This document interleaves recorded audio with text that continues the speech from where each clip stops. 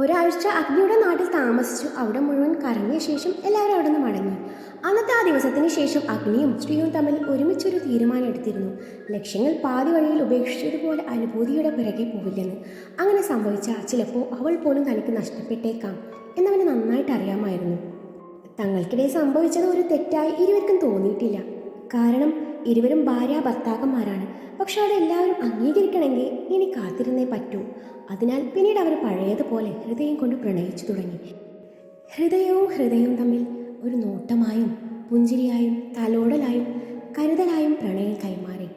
ദിവസങ്ങൾ ആരെയും കാത്തിരുന്നില്ല. അവിടുന്ന് 2 മാസം കഴിഞ്ഞാണ് ശ്രീയിൽ ചില മാറ്റങ്ങൾ അഗ്നി ശ്രദ്ധിക്കുന്നത്. ക്ലാസ്സിൽ പോവാനോ പഠിക്കാനോ വീട്ടിലുള്ള കുഞ്ഞു കുഞ്ഞു ജോലികൾ ചെയ്യാനോ എന്തിന് ഭക്ഷണം കഴിക്കാൻ പോലും കൂട്ടാക്കാതെ അവൾ മുറിയിൽ ചടഞ്ഞുകൂടിയിരിക്കാൻ തുടങ്ങി. എന്ത് ചോദിച്ചാലും വ്യക്തമായ മറുപടി പറയാതെ ഒഴിഞ്ഞു മാറുന്ന അവളെ കാണി അവനിൽ ചില സംശയങ്ങൾ ഉടലെടുത്തു. എങ്കിലും അവനൊന്നും ചോദിച്ചില്ല. ക്ലാസ് കട്ട് ചെയ്ത് വീട്ടിലിരിക്കുന്ന അവളോട് അവന് ചെറിയ നീരസം തോന്നി തുടങ്ങി. അവനാവുന്ന പോലെ പറഞ്ഞ് മനസ്സിലാക്കാൻ നോക്കിയെങ്കിലും അവളുടെ പ്രവർത്തികൾ തുടർന്നുകൊണ്ടേയിരുന്നു. അങ്ങനെ ഒരു ദിവസം ഫ്രീ ഹവറിൽ സ്റ്റാഫ് റൂമിലിരുന്ന് ഫോണിൽ വാട്സാപ്പ് തുറന്നു നോക്കിയ അഗ്നി പതിവിലും വിപരീതമായി ശ്രീയുടെ ഒരു ടെക്സ്റ്റ് മെസ്സേജ് കണ്ടതും അവൻ്റെ മുഖം വിടർന്നു. അവനത് വായിച്ചു നോക്കി. ഞാൻ നിങ്ങളുടെ പേഴ്സിൽ ഒരു സാധനം വെച്ചിട്ടുണ്ട്. അത് തുറന്നു നോക്കിയ ശേഷം മാത്രമേ താഴെ കാണുന്ന വോയിസ് ക്ലിപ്പ് കേൾക്കാൻ പാടുള്ളൂ. അതും മറ്റാരും കേൾക്കാതിരിക്കാനും ശ്രദ്ധിക്കണം. അവൾ പറഞ്ഞതുപോലെ അവൻ പോക്കറ്റിൽ നിന്നും പേഴ്സ് എടുത്ത് നോക്കാൻ തുടങ്ങി. അതിൽ ഭദ്രമായി സൂക്ഷിച്ചു വെച്ചിരുന്ന പ്രഗ്നൻസി കാർഡും അതിലെ ചുവന്ന 2 വരയും കണ്ടപ്പോൾ ആ നിമിഷം അവൻ്റെ ശ്വാസം പോലും വിലങ്ങുമെന്ന് തോന്നിപ്പോയി. ഹെഡ്സെറ്റ് കണക്ട് ചെയ്ത് അവളുടെ വോയിസ് ക്ലിപ്പ് പ്ലേ ചെയ്തു. ആദ്യം തന്നെ ഒരു സോറി പറയുകയാണ്. എന്തിനാണെന്ന് ചോദിച്ചാൽ അറിയില്ല. ഞാൻ പറഞ്ഞ ആ സാധനം കയ്യിൽ കിട്ടിയെന്ന് വിചാരിക്കുന്നു. ഇപ്പം എന്താണ് നിങ്ങളുടെ മനസ്സിലുള്ളതെന്ന് എനിക്കറിയില്ല. ദേഷ്യമായിരിക്കും അല്ലേ? ഞാനല്ലേ എല്ലാത്തിനും കാരണം. അന്ന് നിങ്ങൾ എന്നെ ഒരുപാട് വിലക്കിയതാണ്. അന്നത്തെ ആ ഒരു നിമിഷത്തിൽ നിങ്ങൾ എന്നെ വിട്ടുപോകുമോ എന്ന് പേടിച്ചിട്ട് അങ്ങനെയൊക്കെ സംഭവിച്ചത്. അതിലെനിക്കൊരു കുറ്റബോധവും ഇല്ല. നിങ്ങളുടെ മുന്നോട്ടുള്ള ജീവിതത്തിൽ ഈ പ്രഗ്നൻസി ഒരു തടസ്സമാവും എന്നറിയാഞ്ഞിട്ടല്ല. പക്ഷേ അതിനെ ഇല്ലാതാക്കാൻ എന്തോ എൻ്റെ മനസ്സ് അനുവദിക്കുന്നില്ല. നിങ്ങളറിയാതെ അബോർഷൻ ചെയ്യാൻ തന്നെയായിരുന്നു എൻ്റെ തീരുമാനം. അതുകൊണ്ട് തന്നെയാണ് നിങ്ങളോട് ഇത്രയും നാൾ മറച്ചു വെച്ചതും. പക്ഷെ എനിക്ക് പറ്റുന്നില്ല. നമ്മുടെ കുഞ്ഞല്ലേ, ഞാൻ എങ്ങനെയാണ് അതിനെ കൊല്ലുക? അത് കേട്ടതും അവൻ്റെ കണ്ണുകൾ എന്തിനാണെന്നറിയാതെ നിറയാൻ തുടങ്ങി. അവൻ വോയിസ് ക്ലിപ്പ് പോസ്റ്റ് ചെയ്ത് കണ്ണുനീർ ആരും കാണാതിരിക്കാൻ മറച്ചു പിടിച്ചു. നമ്മുടെ കുഞ്ഞ്. ആ വാക്കുകൾ വീണ്ടും വീണ്ടും അവൻ്റെ കാതിൽ മുഴങ്ങി. അവൻ വീണ്ടും പ്ലേ ബട്ടൺ പ്രസ് ചെയ്തു. ഞാൻ അച്ഛനോട് എന്തെങ്കിലും കള്ളം പറഞ്ഞ് അബ്രോഡ് പോയാലോ എന്ന് ആലോചിക്കുക. ഇവിടെ ആയിരിക്കുമ്പോൾ എല്ലാവരും അറിയില്ലേ? കൂടെ എൻ്റെ വീട്ടുകാരും അറിയും. എനിക്കൊരിക്കലും ഈ കുഞ്ഞൊരു ബുദ്ധിമുട്ടായി തോന്നില്ല. പക്ഷേ കുഞ്ഞിൻ്റെ അച്ഛൻ നിങ്ങളാണെന്നറിഞ്ഞാൽ ഒരു പക്ഷേ എൻ്റെ അച്ഛൻ കാരണം നിങ്ങൾ സ്വപ്നം കണ്ട ജീവിതം കിട്ടിയെന്ന് വരില്ല. അതുകൊണ്ട് നിങ്ങൾ പറഞ്ഞ പോലെ ഒന്ന് സെറ്റിൽഡായി കഴിയുന്നത് വരെ ഞാനും നമ്മുടെ കുഞ്ഞും കാത്തിരുന്നോളാം. ഇതല്ലാതെ എൻ്റെ മുന്നിൽ വേറെ വഴിയില്ല.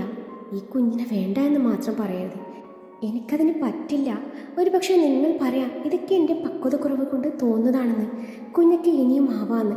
പക്ഷേ ഇക്കാര്യത്തിൽ എനിക്ക് മറിച്ചൊരു തീരുമാനമില്ല. ചിലപ്പോൾ നമ്മൾ ആഗ്രഹിക്കുമ്പോൾ ഒരു കുഞ്ഞ് കിട്ടിയില്ലെങ്കിലോ? അതോടെ വോയിസ് അവസാനിച്ചു. എല്ലാം കേട്ട് കഴിഞ്ഞതും അഗ്നിയുടെ കണ്ണുകൾ നിറഞ്ഞൊഴുകി. ഈ കുഞ്ഞ് 2 പേരുടെയും കൂടിയാണ്. തനിക്ക് വേണ്ടിയിട്ടാണ് അവൾ ഇതുപോലൊരു തീരുമാനത്തിൽ എത്തിച്ചേർന്നത്. അന്നത്തെ സംഭവത്തിൽ 2 പേരും ഒരുപോലെ തെറ്റുകാരാണ്. അതിനവൾ ഒറ്റയ്ക്ക് ശിക്ഷ അനുഭവിക്കുന്നത് ശരിയാണോ? ഒരിക്കലുമില്ല. ഇനി എന്തൊക്കെ സംഭവിച്ചാലും അവളെയും കുഞ്ഞിനെയും താൻ തനിച്ചാക്കില്ല. അവളുടെ അച്ഛൻ അറിഞ്ഞാൽ തന്നെ സിവിൽ സർവീസ് എക്സാം പോലും എഴുതാൻ സമ്മതിക്കില്ലായിരിക്കും. വേണ്ട, ഒന്നും വേണ്ട. അവളോളം വലുതല്ലല്ലോ തനിക്കൊന്നും. എല്ലാവരുടെ മുന്നിലും താൻ പറയും അവൾ തൻ്റെ ഭാര്യയാണെന്നും അവളുടെ വയറ്റിൽ വളരുന്നത് തൻ്റെ കുഞ്ഞാണെന്നും. അഗ്നിക്ക് അന്നേരം അവളെ കാണാൻ തിടുക്കമായി. അവളെ നെഞ്ചോട് ചേർത്ത് ആ നെറുകയിൽ ചുംബനം കൊണ്ട് പൊതിയാൻ തോന്നി. അവളുടെ ഫോണിലേക്ക് വിളിച്ചു നോക്കി. ഫോൺ റിങ് ചെയ്യുന്നുണ്ടായിരുന്നുവെങ്കിലും അവൾ കോൾ അറ്റൻഡ് ചെയ്തില്ല. പിന്നെ അവന് കൂടുതൽ നേരം അവിടെ നിൽക്കാൻ തോന്നിയില്ല. അപ്പോൾ തന്നെ വീട്ടിലേക്ക് പോയി. ഓർമ്മകളിൽ നിന്നുണർന്ന അഗ്നി സഡൻ ബ്രേക്കിട്ട് വണ്ടി നിർത്തി. അവൻ സ്റ്റിയറിംഗിൽ മുഖം പൂഴ്ത്തി കിടക്കുന്നത് കണ്ടതും സാക്ഷി കാര്യം മനസ്സിലാവാതെ അവനെ ഒന്ന് നോക്കി. ഹേ ഡെവിൾ, വാട്ട് ഹാപ്പൻഡ്? അവനൊന്നും മിണ്ടിയില്ല. ഹേ ഡെവിൾ, കഥയുടെ ബാക്കി പറയണോ? ഞാനാകെ വണ്ടടിച്ച് നിൽക്കുക. എന്നിട്ട് എന്ത് സംഭവിച്ചു? സാക്ഷിയുടെ ചോദ്യം കേട്ടതും കലങ്ങിയ കണ്ണുകളോടെ അഗ്നി മുഖമുയർത്തി നോക്കി. ഇനി ബാക്കി പറയേണ്ടത് നീയല്ലേ ശ്രീ? ഞാൻ എന്താ പറയേണ്ടത്? അഗ്നി അവളുടെ മുഖത്തേക്ക് നോക്കി മനസ്സിൽ പറഞ്ഞു. എന്താ ഡെവിൾ ഇങ്ങനെ നോക്കുന്നത്? തൻ്റെ കണ്ണെന്തിനാ ഇങ്ങനെ നിറഞ്ഞത്? ഒന്നുമില്ല, ഒരു കരട് പോയതാ. ഡെവിൾ, ബാക്കി പറയുന്നേ. ഇനി ബാക്കി പറയാൻ ഒന്നുമില്ല. അവൻ പ്രതീക്ഷയോടെ അവിടെ എത്തിയപ്പോഴേക്കും അവിടെ ശ്രീ ഇല്ലായിരുന്നു. അപ്പോൾ ശ്രീ എവിടെ പോയതായിരുന്നു? അറിയില്ല. അവൻ ഒറ്റ വാക്കിൽ മറുപടി പറഞ്ഞു. അറിയില്ലെന്നോ? അതെങ്ങനെ ശരിയാവും? ഒന്ന് തെളിച്ച് പറ ഡെവിളെ. സത്യമാണ് ഞാൻ പറഞ്ഞത്. അവൻ വീട്ടിലെത്തുമ്പോഴേക്കും അവൾ അവിടെ കണ്ടില്ല. ഒരു എഴുത്തും അവൻ ചാർത്തിയ താലി ഉപേക്ഷിച്ചു അവൾ എന്നേക്കുമായി അവിടെ വിട്ടിരുന്നു. അത് കേട്ട സാക്ഷി ശരിക്കും ഞെട്ടി. അവൾക്ക് ശ്രീയോട് ചെറിയ ദേഷ്യം തോന്നി. എന്തായിരുന്നു ആ എഴുത്തിൽ? സാക്ഷി അഗ്നിയോടായി ചോദിച്ചു. അത് കേട്ട് അഗ്നി ദീർഘമായി നിശ്വസിച്ചു. ശേഷം തുടർന്നു. എഴുത്തിൽ ഇത് മാത്രമായിരുന്നു ഉണ്ടായിരുന്നത്. ഞാൻ പോവുകയാണ്. ഇനി ഒരിക്കലും എന്നെ അന്വേഷിച്ചു വരരുത്. ഇനി ഒരിക്കലും പരസ്പരം കാണാതിരിക്കാൻ പ്രാർത്ഥിക്കാം. ഞാൻ ഇനി ഏറ്റവും കൂടുതൽ വെറുക്കുന്നത് നിങ്ങളെയാണ്. അത് കേട്ടതും സാക്ഷിയുടെ മുഖവും ചെറുതായി വാടി. അപ്പോൾ ആ കുഞ്ഞ് സാക്ഷി അഗ്നിയോട് ചോദിച്ചു. അറിയില്ല. അഗ്നി, അയാളുടെ ലൈഫിൽ പിന്നീട് എന്ത് സംഭവിച്ചു? എന്ത് സംഭവിക്കാൻ? അവൾ പോയതോടെ അവൻ മാനസികമായി ആകെ തകർന്നു. അവളെക്കുറിച്ച് അന്വേഷിച്ചെങ്കിലും അവന് ഒരു വിവരവും കിട്ടിയില്ല. അവളുടെ വീട്ടിൽ നേരിട്ട് ചെല്ലാൻ അവന് പറ്റുമായിരുന്നില്ല. പക്ഷെ അവൻ മറ്റു പല വഴിയിലൂടെയും അന്വേഷണം നടത്തിയപ്പോൾ അവൾ ഈ നാട്ടിൽ നിന്ന് എങ്ങോട്ടോ പോയി എന്നാണ് അറിയാൻ പറ്റിയത്. വിഷമം മറക്കാൻ അവൻ മദ്യത്തിൽ അഭയം തേടി തുടങ്ങി. കോളേജിലെ താൽക്കാലിക ജോലി അവസാനിപ്പിച്ച് വീട്ടിൽ ഒതുങ്ങിക്കൂടി. അമ്മക്ക് കൊടുത്ത വാക്ക് പാലിക്കാൻ ആ വർഷത്തെ സിവിൽ സർവീസ് എക്സാം എഴുതി. കൂട്ടിന് അജിത്തുണ്ടായിരുന്നു. പക്ഷെ ഒട്ടും പ്രതീക്ഷയില്ലായിരുന്നു. എക്സാം റിസൾട്ട് അറിഞ്ഞപ്പോൾ പ്രതീക്ഷിക്കാതെ റാങ്ക് ലിസ്റ്റിൽ ഇടം നേടിയപ്പോൾ വീണ്ടും IPS എന്ന മോഹം വന്നു തുടങ്ങി. ആരോടൊക്കെയുള്ള വാശി എന്ന പോലെ കഴിഞ്ഞതൊക്കെ മറക്കാൻ ശ്രമിച്ചു. പിന്നീട് അവൻ സ്വപ്നം യാഥാർത്ഥ്യമാക്കാൻ അജിത്തിനൊപ്പം ഡൽഹിയിലേക്ക് പറന്നു. അത്രയും പറഞ്ഞ് അഗ്നി നിർത്തി. എന്നിട്ട് അഗ്നി ഇപ്പോൾ എവിടെയാണുള്ളത്? അറിയില്ല. അഗ്നി അതും പറഞ്ഞ് അവൾക്ക് മങ്ങിയ ചിരി സമ്മാനിച്ചു. ഒന്നുകൂടി ചോദിച്ചോട്ടെ? സാക്ഷിക്ക് വീണ്ടും സംശയം. അതിനുശേഷം അഗ്നി അവളെ കണ്ടിട്ടേയില്ല. സാക്ഷിയുടെ ചോദ്യം കേട്ട് അഗ്നി ഒന്ന് പുഞ്ചിരിച്ചു. പറ ഡെവിളെ. അഗ്നിയും അജിത്തും IPS ട്രെയിനിങ്ങിൻ്റെ ഭാഗമായി ഡൽഹിയിലേക്ക് പോകുന്നതിന് മുൻപേ ഫ്രണ്ട്സിൻ്റെ കൂടെ ഗോവക്ക് പോയിരുന്നു. ആ ട്രിപ്പിൽ അഗ്നി വീണ്ടും അവൻ്റെ സ്ത്രീയെ കണ്ടുമുട്ടി. അതവനൊരു ഷോക്കായിരുന്നു. അവളുടെ മുന്നിലൂടെ ഒരുപാട് തവണ പോയിട്ടും അവൾ അവനെ തിരിച്ചറിഞ്ഞില്ല. ഒടുവിൽ മദ്യത്തിൻ്റെ പുറത്തും ഫ്രണ്ട്സിനോടുള്ള വാശിപ്പുറത്തും അവളോട് I love you പറഞ്ഞപ്പോൾ അവൾ വൻ ചീനാക്കി. അവൾ നല്ല പോലെ അന്നേരം അവനെ ചൊറിഞ്ഞപ്പോൾ അവൻ അവളെ ബലമായി പിടിച്ചു വെച്ചു അവളുടെ ചുണ്ടുകൾ കവർന്നു. അതപ്പോഴുള്ള വാശിപ്പുറത്ത് ചെയ്തതായിരുന്നില്ല. അവൻ്റെ സ്വപ്നങ്ങളും പ്രതീക്ഷകളും തകർത്തിട്ട് ഒന്നും പറയാതെ പോയതിലുള്ള അവൻ്റെ പ്രതികാരം കൂടിയായിരുന്നു. അതും പറഞ്ഞ് അവനൊന്നും മിണ്ടാതെ ഡോറും തുറന്ന് വണ്ടിയിൽ നിന്ന് ഇറങ്ങിയതും അവൻ അവസാനം പറഞ്ഞ വാക്കുകളിൽ കുടുങ്ങിക്കിടക്കുമായിരുന്നു സാക്ഷി. അവൻ അവസാനം പറഞ്ഞ കഥ തൻ്റെയും ഡെവിളിൻ്റെയും ലൈഫിൽ നടന്നതല്ലേ? ഇപ്പം പറഞ്ഞത് വെച്ച് നോക്കിയാൽ താനും ഡെവിളും തന്നെയാണോ ഈ കഥയിലെ ശ്രീയും അഗ്നിയും? അതിലെ സത്യാവസ്ഥ അറിയാതെ സാക്ഷിക്ക് തല പെരുകും പോലെ തോന്നി. സീറ്റ് ബെൽറ്റ് അഴിച്ചു മാറ്റി വണ്ടിയിൽ നിന്നിറങ്ങി അഗ്നി അന്വേഷിച്ച് നടന്നു. അപ്പോഴാണ് വഴിയരികിൽ കാണുന്ന കടയിൽ നിന്നും വെള്ളം വാങ്ങി കുടിക്കുന്ന അഗ്നി അവൾ കാണുന്നത്. പെട്ടെന്നാണ് അവൾക്ക് മുന്നിൽ ഒരു വണ്ടി വന്ന് നിർത്തുന്നത്. അവളുടെ പിന്നിലൂടെ വന്ന് അവളുടെ വായ പൊത്തിപ്പിടിച്ച് വണ്ടിയിൽ കയറ്റിയതും അവൾ അഗ്നിയെ വിളിക്കാൻ നോക്കിയെങ്കിലും പറ്റിയില്ല. അവരവളെ വണ്ടിയിൽ ബലമായി പിടിച്ചു കയറ്റി. വണ്ടി അവിടെ നിന്ന് വിടുന്നതിന് മുൻപായി സാക്ഷി അവളുടെ വായ പൊത്തിപ്പിടിച്ചവൻ്റെ കയ്യിൽ നല്ലൊരു കടി കൊടുത്തതും അവൻ വേദന കൊണ്ട് അവളിൽ നിന്നുള്ള പിടിവിട്ടു. Devil help me! സാക്ഷിയുടെ ഉറക്കെയുള്ള ശബ്ദം കേട്ടാണ് അഗ്നി തിരിച്ചു നോക്കിയത്. അപ്പോഴാണ് ഒരു ബ്ലാക്ക് ബൊലേറോയിൽ നിന്നും പുറത്തേക്ക് തലയിട്ട് അഗ്നിയെ വിളിക്കുന്ന സാക്ഷി അവൻ കാണുന്നത്. തൊട്ടടുത്ത നിമിഷം അവളെയും കൊണ്ട് ആ വണ്ടി അവിടെ നിന്ന് കുതിച്ചു പാഞ്ഞു. അത് കണ്ട അഗ്നി വെള്ളത്തിൻ്റെ പൈസയും കൊടുത്ത് കയ്യിലിരിക്കുന്ന ബോട്ടിലും കളഞ്ഞ് അവൻ്റെ വണ്ടിയിൽ കയറി ബൊലേറോയ്ക്ക് പിറകെ വെച്ച് പിടിച്ചു. അഗ്നിയുടെ കാൽ ആക്സിലറേറ്ററിൽ ശക്തമായി അമർന്നു. വിജനമായ റോഡിൽ കൂടി ഇരു വാഹനങ്ങളും കുതിച്ചു പാഞ്ഞു. ഏറെ നേരത്തെ ഓട്ടത്തിനൊടുവിൽ അഗ്നിയുടെ വണ്ടി ബൊലേറോയുടെ കുറുകെ നിർത്തി. അഗ്നി വണ്ടിയിൽ നിന്ന് ഇറങ്ങി. അത് കണ്ട് ബൊലേറോയിൽ നിന്നും 5-6 പേരും കൂടി ഇറങ്ങി. അതിലൊരുവൻ സാക്ഷിയുടെ തലയിലേക്ക് ഗൺ ചൂണ്ടിയിട്ടുണ്ടായിരുന്നു. അതുകൊണ്ട് അഗ്നി ഒരു നിമിഷം പതറി. Devil please help me! ഇവൻ എന്നെ കൊല്ലും! പിന്നെ അവിടെ നടന്നത് ഒരു 1.5 ഫൈറ്റ് തന്നെയായിരുന്നു വിത്ത് BGM. തെലുങ്ക് മൂവി പോലെ 1000 പേര് ആയുധവുമായി വന്നാലും വിജയം ഹീറോക്ക് തന്നെയല്ലേ? അതുപോലെ തന്നെ നമ്മുടെ ഹീറോ ഈ 5-6 പേരുകളുടെ മുന്നിൽ തോൽക്കാൻ ഞാൻ സമ്മതിക്കുമോ? ഒരിക്കലുമില്ല. നമ്മുടെ ഹീറോ അവന്മാരെ ഇടിച്ചു വീഴ്ത്തി സാക്ഷിയെ രക്ഷിക്കുന്നുണ്ട് കേട്ടോ.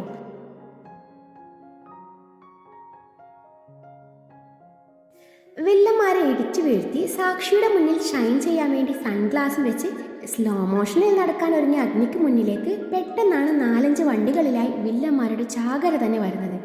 ഇവരെ മുഴുവൻ ഒറ്റയ്ക്ക് നേരിടാൻ നമ്മുടെ ഹീറോ അല്ലു അർജുനോ രാംചരണോ ഒന്നും അല്ലല്ലോ. അതുകൊണ്ട് അഗ്നി സാക്ഷിയും കൊണ്ട് അവിടെ നിന്ന് പെട്ടെന്ന് രക്ഷപ്പെടുകയാണ്.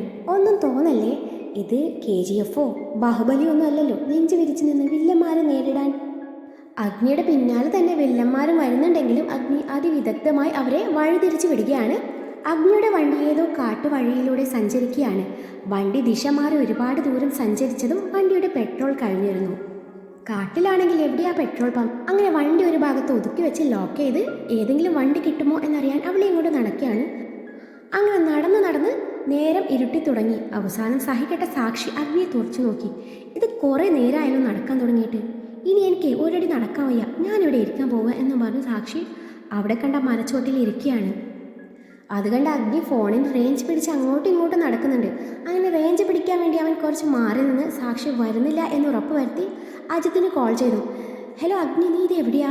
പരലോകത്ത്. എന്തേ? എടാ, ഒരുമാതിരി മറ്റേടത്തെ പരിപാടി കാണിക്കല്ലേ. ഒരു ഫൈറ്റ് സീൻ ക്രിയേറ്റ് ചെയ്യാൻ വേണ്ടി പണി അറിയാതെ 4-5 പേരെ അയക്കാൻ പറഞ്ഞു. ഒരു ലോഡ് ഗുണ്ടകളെ അയക്കുന്നോടാ തെണ്ടി.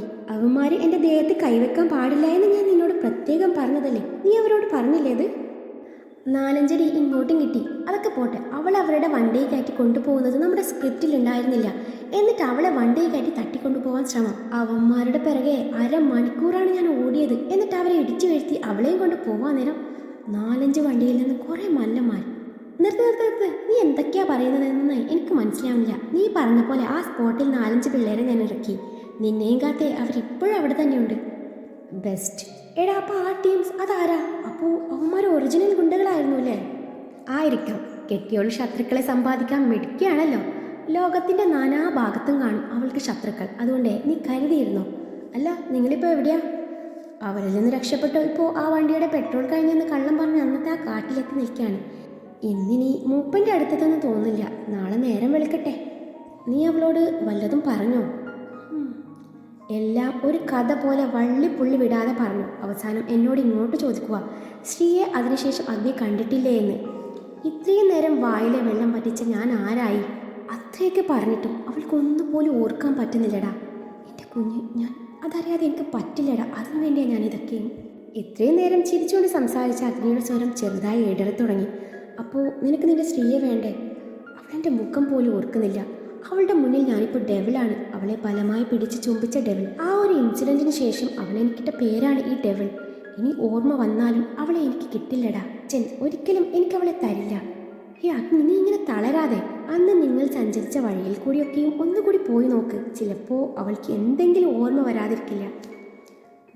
ആ ഒരു പ്രതീക്ഷയോട് തന്നെയാണ് എൻ്റെ യാത്ര. ഞാൻ വെക്കട്ടെ, അവളെ അവിടെ ഒറ്റയ്ക്ക് ഇരിക്കുവാണ് എന്നും പറഞ്ഞു നീ കോൾ അവസാനിപ്പിച്ചു. സാക്ഷിയുടെ അരികിലേക്ക് പോയി. എന്നാൽ അവൾ അഗ്നി വണ്ടിയിൽ വെച്ച് പറഞ്ഞ കാര്യത്തെക്കുറിച്ച് ചിന്തിക്കുകയായിരുന്നു. അവനെ കണ്ടതും അവൾ അവൻ്റെ മുഖത്തേക്ക് നോക്കി. ഇന്നിനി ഈ കാട്ടിൽ നിന്ന് പുറത്തേക്ക് കടക്കാൻ പറ്റുമെന്ന് തോന്നില്ല. അതുകൊണ്ട് നമുക്ക് ഈ രാത്രി ഇവിടെ തങ്ങാം. അവൻ പറഞ്ഞത് കേട്ടതും അവൾ ചെറുതായെന്ന് മൂളി.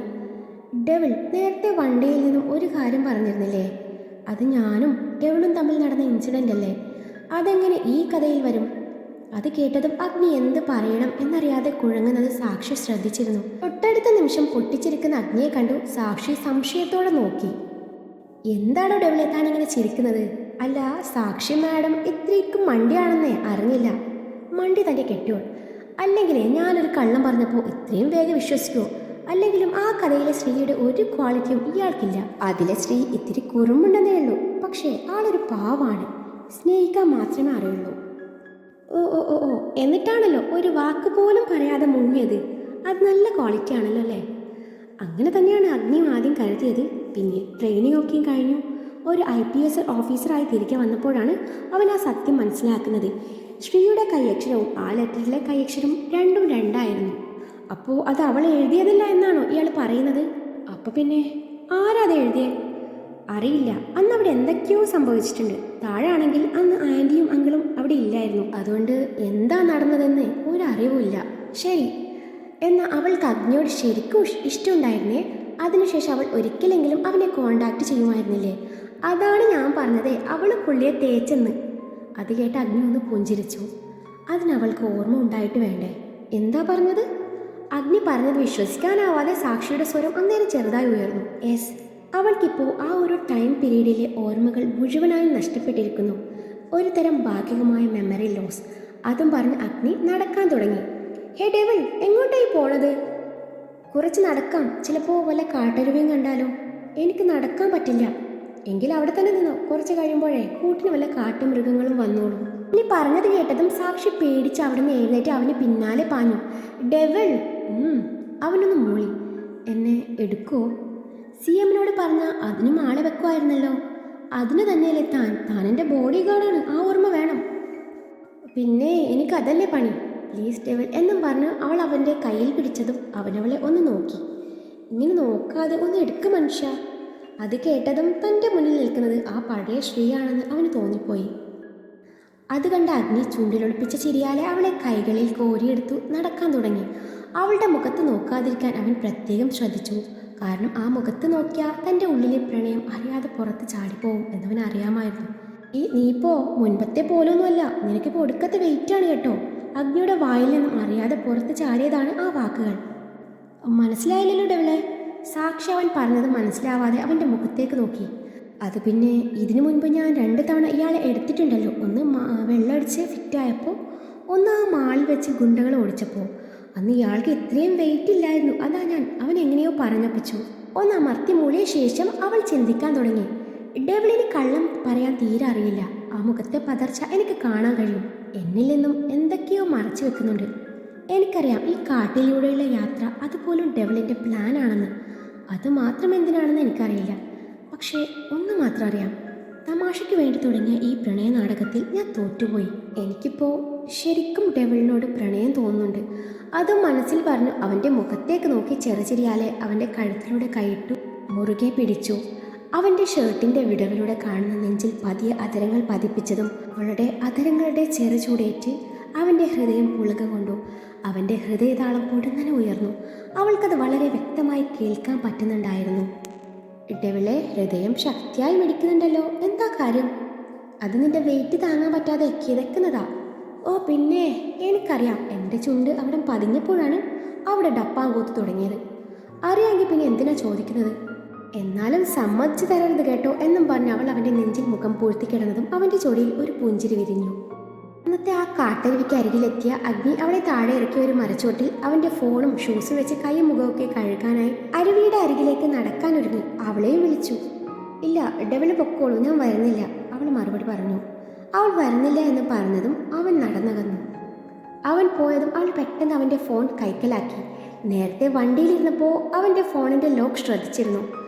എങ്ങനെയെങ്കിലും തൻ്റെ ആ ഹാഫ് നേക്കഡ് ഫോട്ടോ ഡിലീറ്റ് ചെയ്യണം എന്ന് മനസ്സിൽ കരുതി പെട്ടെന്ന് ലോക്കെടുത്ത് ഗാലറി മുഴുവനും സെർച്ച് ചെയ്യാൻ തുടങ്ങി. അപ്പോഴാണ് ഞാനും എൻ്റെ ശ്രീയും എന്നൊരു ഫോൾഡർ അവളുടെ ശ്രദ്ധയിൽപ്പെടുന്നത്. അത് കണ്ടതും അവൾ ശരിക്കും ഞെട്ടി. ഫോൾഡർ ഓപ്പൺ ചെയ്യാൻ നേരാണ് അവൻ തിരികെ വരുന്നത് അവൾ കാണുന്നത്.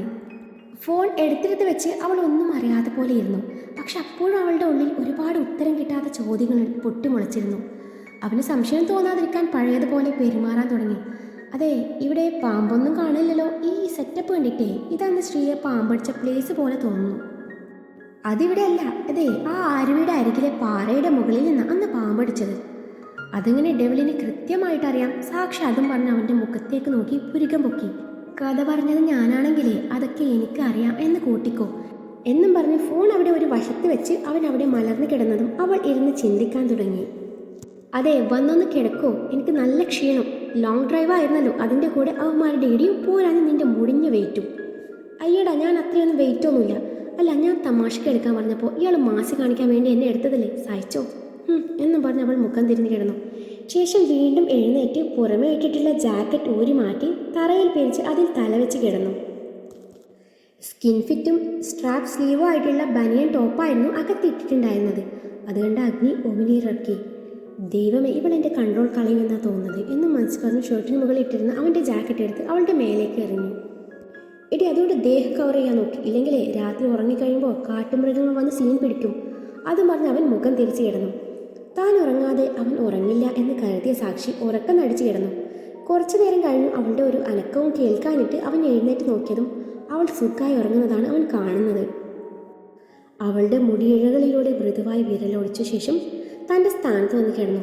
ചരിഞ്ഞു കിടക്കുന്ന അവളുടെ പിൻകഴുത്തിൽ അവൻ്റെ പ്രിയപ്പെട്ട കുഞ്ഞു മറുക് കണ്ടതും ഏതോ ഒരു ഉൾപ്രേരണയിൽ അവൻ അവിടം അതരങ്ങൾ പതിപ്പിച്ചതും അവളുടെ ശരീരത്തിലൂടെ ഒരു മിന്നൽ പിണർ കടന്നു പോകുന്നത് പോലെ തോന്നി. അവൾ കണ്ണിറുക്കി അടച്ചു, അനങ്ങാതെ കിടന്നു. അവൾ ഉണർന്നാലോ എന്ന് കരുതിയ അഗ്നി പെട്ടെന്ന് അവൻ്റെ സ്ഥാനത്ത് വന്ന് കിടന്നു. ഒന്നുകൂടി തല ചെരിച്ച് അവളെ നോക്കിയ ശേഷം കണ്ണടച്ച് കിടന്നു. കുറേ നേരം കഴിഞ്ഞ് സാക്ഷി തിരിഞ്ഞു കിടന്നപ്പോൾ അവൻ നല്ല ഉറക്കത്തിലായിരുന്നു. സമയം പാഴാക്കാതെ അവൻ്റെ ഫോൺ എടുത്ത് ലോക്കെടുത്തു. നേരത്തെ കണ്ട ഫോൾഡർ ഓപ്പൺ ചെയ്തതും അതിൽ കണ്ട ഫോട്ടോസും വീഡിയോസും കണ്ടു അവളുടെ ശ്വാസം പോലും വിലങ്ങിപ്പോകും എന്ന് തോന്നിപ്പോയി. അഗ്നിയും അവൾ ഒരുമിച്ചുള്ള ഒരുപാട് ഫോട്ടോസ്, ഇരുവരും ഒരുമിച്ചുള്ള മനോഹരമായ സ്വകാര്യ നിമിഷങ്ങൾ അടങ്ങുന്ന വീഡിയോസ്, കിച്ചണിൽ ഇരുവരും ഒരുമിച്ച് കുക്ക് ചെയ്യുന്നതും അവൻ്റെ നെഞ്ചിൽ കിടന്നിറങ്ങുന്നതും അവൻ്റെ തല മസാജ് ചെയ്ത് കൊടുക്കുന്നതും അവൻ വീട്ടിൽ വെച്ച് പഠിപ്പിക്കുമ്പോൾ ഇമച്ചിമ്മാതെ നോക്കി നിൽക്കുന്നതും അങ്ങനെയുള്ള മനോഹരമായ ഒരുപാട് വീഡിയോസ് അതിലുണ്ടായിരുന്നു. അവളുടെ കണ്ണ് നിറഞ്ഞു വരാൻ തുടങ്ങി. പിന്നെ എന്തോ ഓർമ്മ വന്നതും അവൾ വാട്സാപ്പ് തുറന്നു നോക്കി. അതിൽ ശ്രീ എന്ന പേര് സേവ് ചെയ്ത് വെച്ചിരിക്കുന്ന നമ്പറിൽ നിന്നും 4 വർഷങ്ങൾക്ക് മുൻപ് അയച്ച വോയിസ് ക്ലിപ്പും അവൾ വോളിയം കുറച്ച് കേൾക്കാൻ തുടങ്ങി. അതിലെ ഓരോ വാക്കുകളും അവളുടെ ഹൃദയത്തെ കീറി മുറിച്ചുകൊണ്ടേയിരുന്നു. എല്ലാം കേട്ട് കഴിഞ്ഞു അവളുടെ കൈ അറിയാതെ തന്നെ അവളുടെ വയറിലേക്ക് നീണ്ടു. കണ്ണുനീർ കവളിലൂടെ ഒലിച്ചിറങ്ങി. കരച്ചിലടക്കാൻ അവൾ പാടുപെട്ടു. ഇരു കണ്ണും അമർത്തി തുടച്ച് അവനെ ഒന്ന് നോക്കി. അപ്പോഴും അവൻ നല്ല ഉറക്കത്തിലാണ്. അന്നേരം അവൻ്റെ മുഖത്തിൽ നിന്നും അവൾക്ക് കണ്ണെടുക്കാൻ തോന്നിയില്ല. അറിയാതെ ചെയ്തു പോയതിനൊക്കെ മനസ്സുകൊണ്ട് അവനോട് അവൾ മാപ്പ് പറഞ്ഞുകൊണ്ടേയിരുന്നു. പക്ഷെ അപ്പോഴും അവൾക്കൊന്നും ഓർക്കാൻ പറ്റുന്നുണ്ടായിരുന്നില്ല. എത്ര ഓർക്കാൻ ശ്രമിച്ചിട്ടും ഒന്നും ഓർമ്മയിൽ വരുന്നില്ല. അവൾക്ക് വീണ്ടും തല പെരുകും പോലെ തോന്നി. ഇനിയും ചിന്തിച്ചാൽ തൻ്റെ തല പൊട്ടിപ്പൊളിയും എന്ന് അവൾക്ക് തോന്നിപ്പോയി. അതിനാൽ അവൾ അവൻ്റെ ഫോൺ എടുത്തെടുത്ത് വെച്ച് കിടക്കാനൊരുങ്ങുമ്പോഴാണ് അവൻ്റെ പാൻറ്റിൻ്റെ പോക്കറ്റിൽ നിന്നും ഒരു ചെയിൻ പോലുള്ള സാധനം വീഴാറായതുപോലെ അവൾ ശ്രദ്ധിക്കുന്നത്. അവനെ ഉണർത്താതെ പതിയത് അവൻ്റെ പോക്കറ്റിൽ നിന്ന് എടുത്തു നോക്കിയതും അതൊരു താലിമാലയാണെന്ന് അവൾക്ക് മനസ്സിലായി.